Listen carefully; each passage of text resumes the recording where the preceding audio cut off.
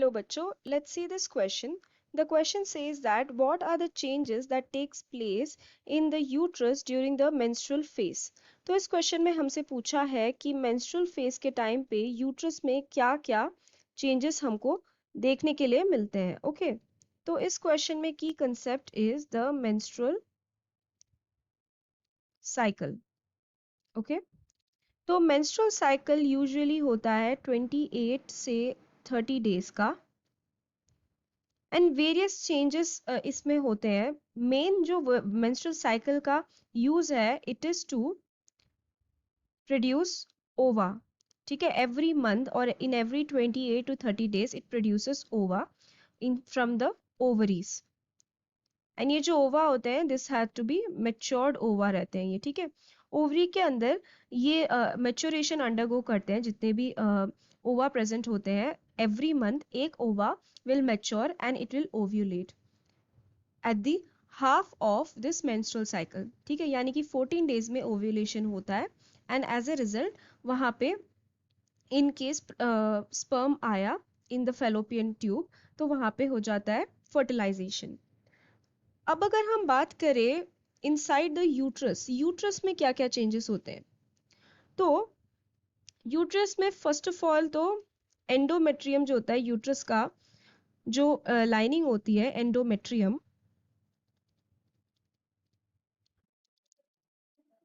वो होती है thickened.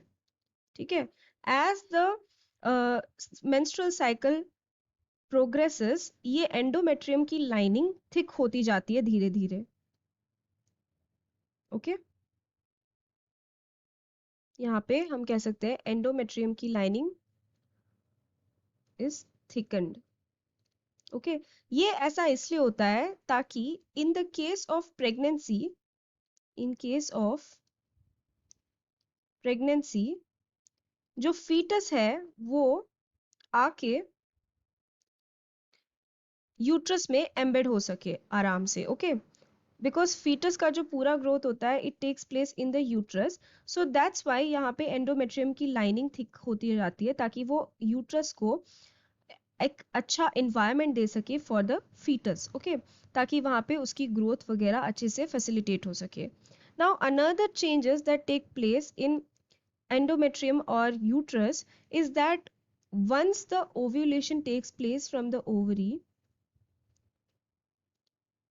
and if there is no pregnancy, okay, pregnancy अगर नहीं हुआ within 15 days of ovulation or in this one cycle of menstrual phase, अगर pregnancy नहीं हुई तो endometrium की shedding हो जाती है.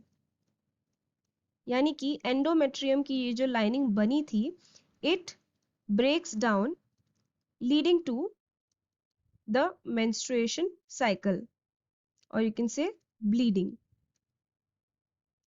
ओके, तो ये पूरा जो एंडोमेट्रियम बना था वो शेड हो जाता है, it breaks down and it comes out as bleeding.